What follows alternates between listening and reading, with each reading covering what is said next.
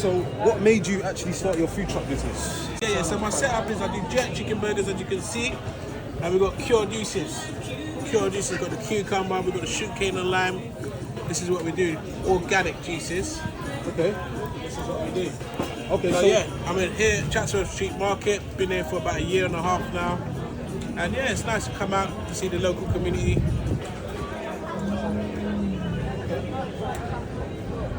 So, what made you actually start your food truck business? So basically, mostly it's the drinks. Like as you can see, cured juices is like I've had blood pressure, which I still have, and I've got into it from that really. The health benefits of organic juices, sugarcane, lime, pineapple, ginger, help your blood circulation.